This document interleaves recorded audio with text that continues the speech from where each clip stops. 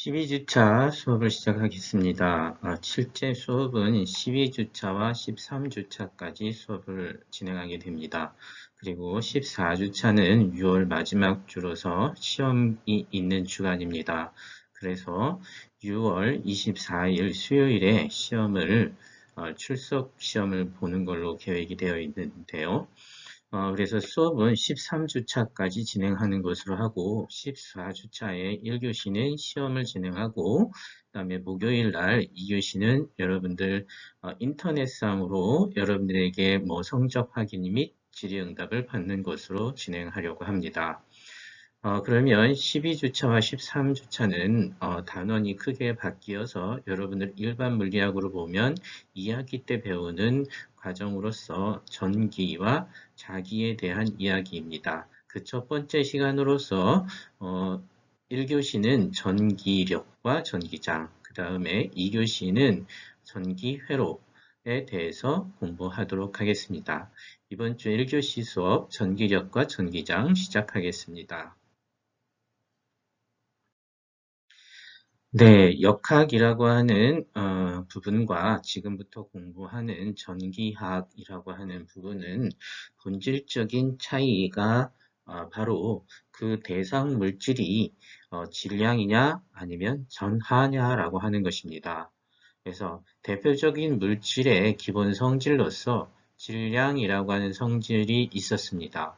그런데 이 질량이라고 하는 성질을 가지고 있으면 걔네들은 힘을 작용했는데요. 그 힘이라고 하는 것을 만유인력이라고 했습니다. 그리고 이 힘들은 거리가 멀어지면 약해지고 그 크기가 질량의 크기가 커지면 커지는 그런 현상을 공부했습니다. 굉장히 유사하게 전기력이라고 하는 또 다른 힘을 나타내는 성질을 발견했는데요.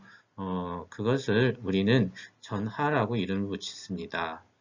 자, 질량이라고 하면 어떤 물체가 떠오르는데 질량은 물체를 대표하는 성질 중에 하나지만 물체 그 자체는 아닙니다.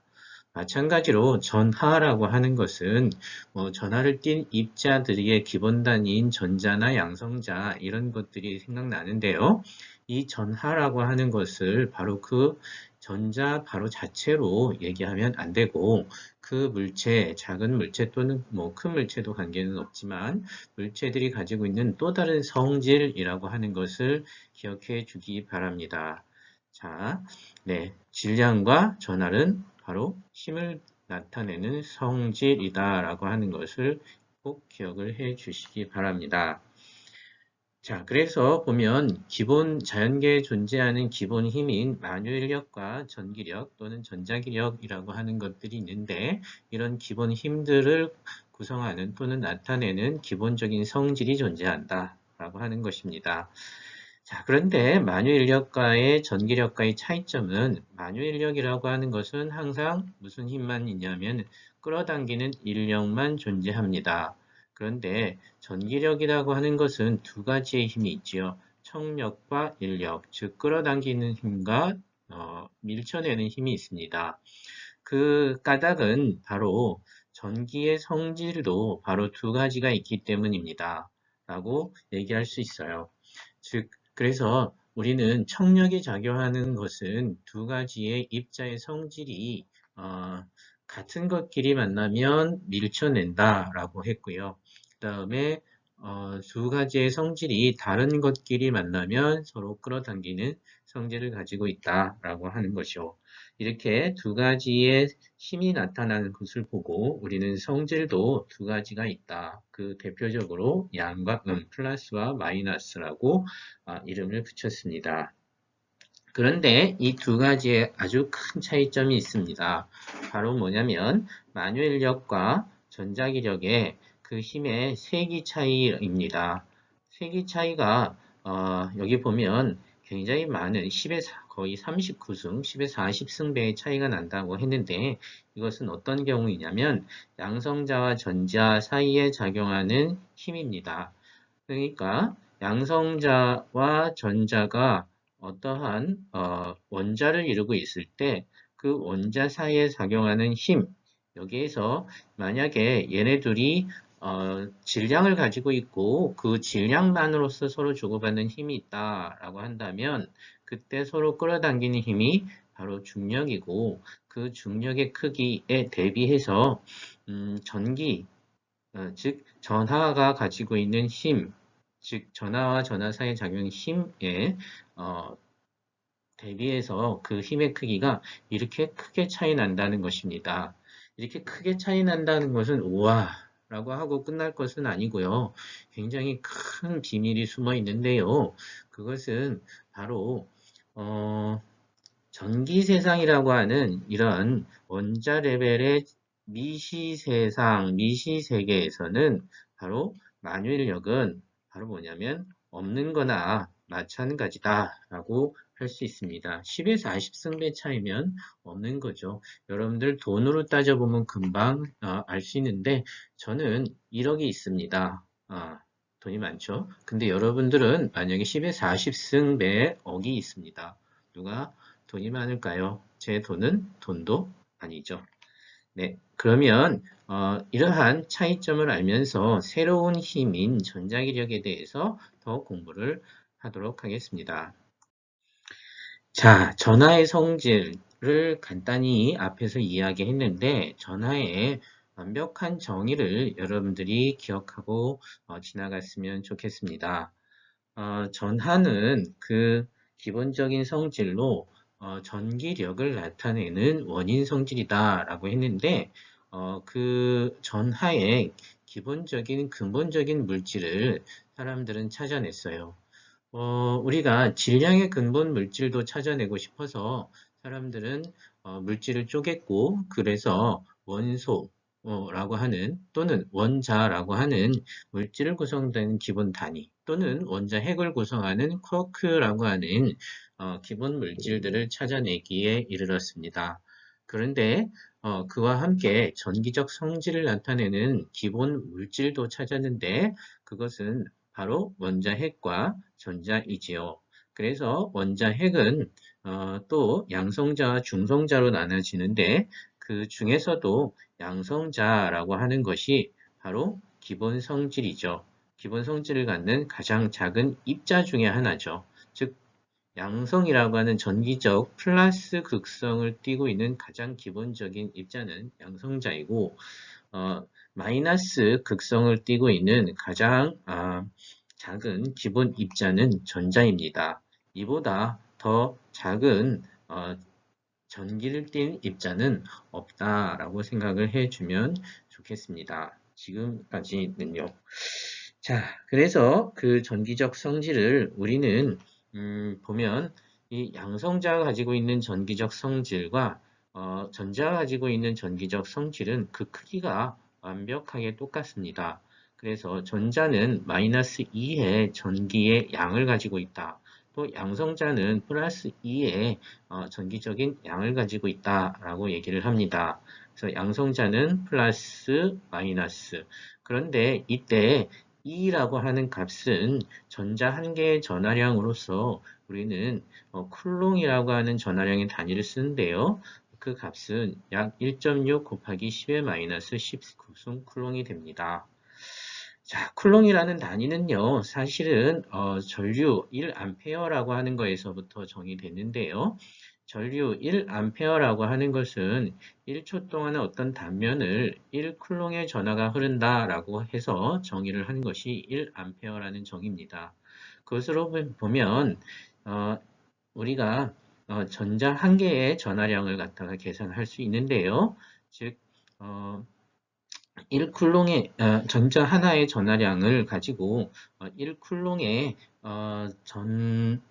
전하량은 몇 개의 전자가 흘러가는 것일까를 갖다가 역으로 계산해 볼 수 있는데요. 이렇게 어떤 전선이 있고 여기에 전자들이 슝 지나간다고 했을 때 그 단면을 1초 동안 지나가는 개수는 바로 1.6 곱하기 10의 마이너스 10쿨슨 쿨롱인 전자 한 개의 전하량에다가 n개를 곱하면 바로 1쿨롱이 되겠죠. 그래서 이 n을 계산해 보면 약 6.25 곱하기 10의 18승 개가 나옵니다.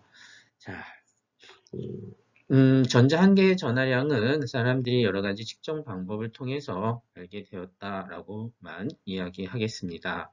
자, 그리고 이때 뭐 질량도 보면 양성자의 질량은 매우 작죠.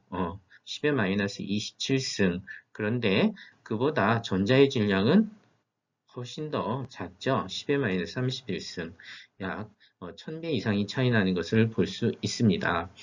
음, 이렇게 질량의 크기는 매우 다르지만 전기적 성질의 크기는 같다라고 하는 것도 참 독특한 성질이고 이해하기 힘든 그런 자연의 신비가 아닐까 하는 생각이 듭니다.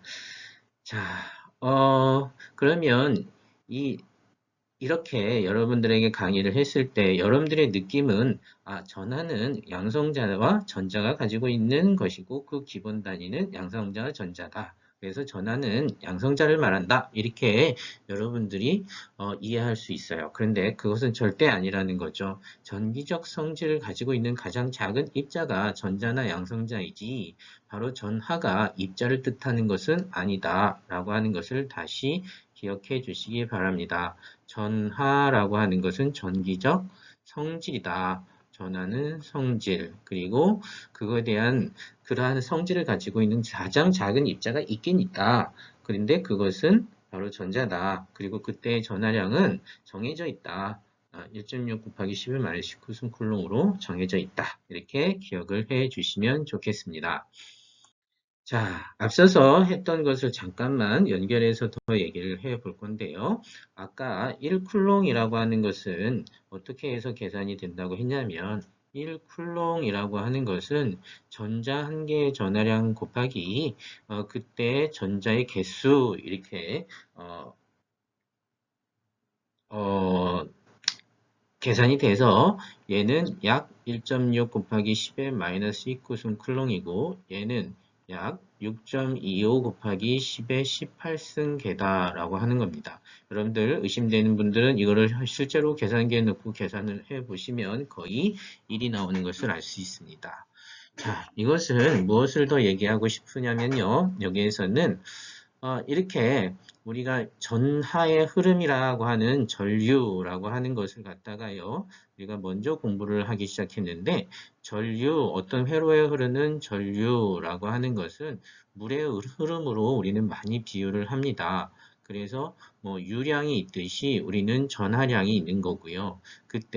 이때 얼마나 물이 흐르느냐를 가지고 공부하듯이 이때 얼마나 전류가 흐르느냐라고 해서 전기의 흐름, 전류라고 이름을 붙입니다. 이런 것은 예전에 얘는 연속적인 어떤 값을 가지고 있구나라고 우리는 생각할 수 있는 오류를 범할 수 있는데요. 실제로는 그렇지 않다는 거죠. 전하라고 하는 총 전하량 Q라고 하는 것은 어떤 바로 한 개의 전하량의 정수배라고 하는 것입니다. 자, 이런 것들이 많이 있겠죠. 물 1리터에는 만약에 물 분자는 얼마나 있겠습니까? 그러면은 물 분자의 개수를 우리가 셀 수 있다면 그것도 물 분자의 전체의 정수배 개수가 있을 겁니다. 즉 물은 어떤 연속적으로 모든 값을 가질 수 있는 것은 아니라는 거죠. 다시 말하면 비슷한 것 중에 뭐가 있을까요? 음, 전하는 어떤 기본적인 개수의 배수를 가지고 있다고 하는 것처럼 우리는 그 개수가 너무 많지만 결국에서 그래서 하나의 전체적인 흐름으로 나타내지만 총 개수를 다 세보면 하나하나 개수를 셀 수 있는 것의 개념이 바로 화학에서 많이 나오고 우리 SI 기본 단위의 마지막 단위로 알고 있는 바로 몰이라고 하는 개념이 아닐까 싶습니다. 1몰이라고 하는 것은 여러분들 떤 값이든 다 가질 수 있습니까? 라고 해서 뭐 어떤 무한정인 뭐 수를 다 가질 수 있느냐? 그것은 아니죠. 아보가드로 수에서도 본 것처럼 몰수는 뭐 아보가드로 수는 또 6.02 곱하기 10의 23승계잖아요. 6.02 곱하기 10의 23승계. 그만큼의 분자가 있으면 또 1몰이라고 하죠. 이게 정확하게는 뭐 표준기압, 표준 온도에서 22.4리터에 들어있는 개수였나요? 아니면 영도씨 일기압이었는지요? 한번 확인해 보세요. 그때에 있는 분자의 개수를 정확히 셀 수 있죠. 그것을 1몰이라고 하는 거잖아요. 그런 것처럼 전하량이라고 하는 것도 바로 어떠한 전하량 하나의 정수배로 바로 띄엄띄엄한 값을 갖고 있다. 그래서 연속적이지 않다라고 하는 것입니다. 연속적인 값은 아니다. 그래서 이런 것을 우리는 전하량의 양자화다라고 얘기합니다. 여기에서 전하의 양자화라고 했는데요.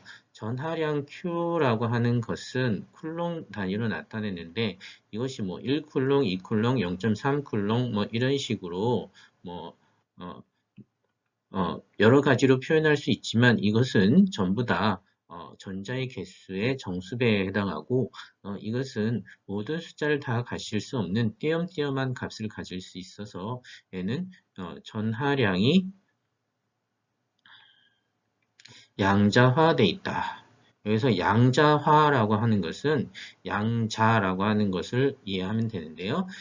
양을 가지고 있는 것인데 양이 한 놈, 두 놈, 세 놈, 즉 양이라고 하는 것을 뭐 1리터, 2리터, 3리터 이렇게 얘기하는 것처럼 어떤 양을 나타낼 때 그것이 놈자, 셀 수 있는 개수로 만들어져 있다라고 하는 거죠. 그래서 이 양자라고 하는 것의 개념은 아주 오래전부터 가지고 있었는데요. 굉장히 유명해진 것은 바로 빛의 양자화이죠. 그래서 빛을 양자화시킨 것은 바로 아인슈타인이에요. 그래서 빛을 양자화해서 광양자라고 이름을 붙였고, 즉 빛 에너지라고 하는 것이 어떠한 특정한 값들만을 갖게 되는 에너지의 양자와 광자라고 하는 그런 개념을 소개했죠. 자, 그래서 뭐 에너지가 양자화되고 빛도 양자화되는 것처럼 실제로 전기적 성질도 양자화되어 있다. 근데 그것의 기본 단위는 바로 전자나 양성자가 가지고 있는 1.6 곱하기 10의 마이너스 19승 쿨롱이 바로 그 기본 단위다. 라고 하는 것입니다. 자, 서두가 굉장히 길었는데요. 지금까지 공부한 것과 함께 여러분들이 기존에 알고 있던 배경 지식으로 우리가 퀴즈 1번을 풀어보려고 합니다. 퀴즈의 내용은 두 개의 도체공 A와 B가 있다라고 했어요. 도체공이라고 하는 것에 여러분들 꼭 기억을 해 두셔야 하는데요. 여기서 도체공이라고 하는 것은 바로 도체, 자유전자가 존재해서 이러한 전하들이 자유롭게 움직일 수 있다라고 하는 것이죠. 그 다음에 그 공중에서 하나는 마이너스 50의 2의 전하량을 갖습니다. 라고 얘기를 했어요. 즉 이거는 뭐 자유전자가 양성자의 총 개수보다 50개가 더 많다라고 생각을 해주면 되겠죠. 그런데 이렇게 어떤 물체가 전체적으로 보면 양성자보다 전자가 더 많아서 음의 전기를 띠고 있는 현상, 이런 것을 우리는 대전이라고 하고 이러한 물체를 대전체라고 한다는 것을 알고 있죠. 그리고 이러한 대전체를 만드는 가장 기본적인 간단한 방법은 바로 무슨 방법이었어요? 바로 마찰에 의해서 우리는 전기 현상을 제일 먼저 발견하고 가장 쉬운 방법이라고 할 수 있죠. 전기 현상을 제일 먼저 발견한 것은 바로 그리스 시대의 호박에서부터였죠. 호박이라고 하는 것은 쥬라기 공원에서 나온 것처럼 어떤 뭐 보석인데 송진이 굳어져서 만들어진 굳어진 보석이죠. 이 호박이 단추로 만들어서 옷의 장신구로 가지고 다닐 때, 이럴 때는 바로 옷에 있는 실오라기를 갖다가 얘네들이 끌고 있다, 서로 끌어당긴다라고 하는 것에서부터 이 호박의 원에부터 전기의 어원인 일렉트리시티라고 하는 것이 나왔다고들 하죠. 자, 아무튼 이런 마찰을 하게 되면은요, 마찰에 의한 운동 에너지가 열 에너지로 그 열 에너지가 전자에게 전달이 돼서 전자의 운동 에너지가 증가하게 되고 전자는 원자의 속박으로부터 벗어날 수 있어서 전자의 이동이 생겨납니다. 전자 이동이 A라고 하는 물체에서 B라는 물체로 이렇게 이동을 하게 되면 원래는 중성 물질이었으나 얘가 전자가 이동하면 얘는 플러스 극성을 띠고 전자를 받은 애들은 마이너스 극성을 띠게 되는 거죠. 그래서 원래는 전기적 현상은 모든 물체에서 나타나는 것은 아니죠. 모든 물체가 전하를 띠고 있어요. 하지만 우주상에 있는 모든 물체들은 다 일반적으로 거의 모든 것이 바로 그 전하의 플러스와 마이너스 개수가 동일하기 때문에 중성 상태로 우리는 전기적 중성 상태로 이 물체들은 전기적 성질을 띠지 않습니다. 하지만 마찰과 같은 에너지를 공급해주면 전기적 성질을 띠게 되는 물체들이 많이 있죠. 그 성질들은 물체마다 달라서 우리가 화학에는 뭐 이온화 경향성이라고 얘기를 하지만 우리 물리학에서는 마찰에 의해서 전기적 성질이 다른 것은 그냥 단순히 몇 가지의 예를 들어서 대전열이다라고 해서 어떤 것은 플러스를 어떤 것은 마이너스를 갖는 성격이 크다라고 여러분들이 배웠었어요. 자, 새록새록하죠. 그런데 그때에 기억을 더 해보면 플러스로 되기 쉬운 것은 털가죽, 마이너스로 되기 쉬운 것은 아마도 에버나이트 막대라고 하는 것을 여러분들이 기억하고 있습니다. 털가죽이라고 한다면 뭐 모피라든가 뭐 사람으로 하면은 머리털 정도가 되겠죠. 그리고 에버나이트 막대라고 하면 요즘으로 따지면 뭐 PVC라든가 합성 고무 이렇게 생각을 해주면 좋을 것 같습니다. 옛날에 에버나이트 막대는 그것이 고무를 경화시켜서 합성적으로 만든 것인데 굉장히 단단하기 때문에 뭐 볼링공을 만들기도 했었고요. 만년필을 만들기도 했었다고 합니다. 얘기가 너무 다른 데로 갔는데 문제를 계속 풀어볼까요? 자, 공 B는 플러스 20의 전하를 띠고 있다라고 했습니다. 그러면 두 물체를 접촉시켜 봅시다 라고 하는 거죠. 여기에 마이너스 50의 2가 있고 여기에 자, 똑같은 크기지만 여기는 플러스 20의 2가 있다는 거죠. 마이너스 20이 어디로 도망갔네요. 그런데 이것을 접촉시켜서 여기에 전기적인 채널을 뚫어줬다 라고 한다면 얘네들은 어떻게 되겠습니까? 라고 하는 거죠. 그러면 여기에서 전하는 이동할 수 있는데 뭐 플러스 전하가 이동을 해도 되고 마이너스 전하가 이동을 해도 됩니다. 여러분들이 배운 바로는 마이너스 전하인 전자만 이동합니다 라고 얘기를 하시는 분들도 여전히 많고 그건 당연하다라고 생각을 할 텐데요. 플러스 전하는 이동하지 못하지요 라고 생각하는 경우도 있어요. 그런데 그렇게 말하면 안 되고요. 플러스 입자는 양성자죠. 양성자는 절대 이동하지 않지만 플러스적인 성질은 이동할 수 있습니다. 즉 거꾸로 말하면 실제로는 마이너스 전자가 이동을 하는 거죠. 여기에서 전자가 실제로 이렇게 해서 이쪽으로 이동을 했어요. 그러면 결과적으로 여기는 하나가 이동했다면 얘는 플러스의 19, 2가 되고 여기는 마이너스의 49, 2가 되는데 그러면 여기에서 마이너스가 이쪽으로 오른쪽으로 이동한 거지만 우리가 거꾸로 봐도 플러스 2가 왼쪽으로 이동했다고 생각해도 상관이 없지요.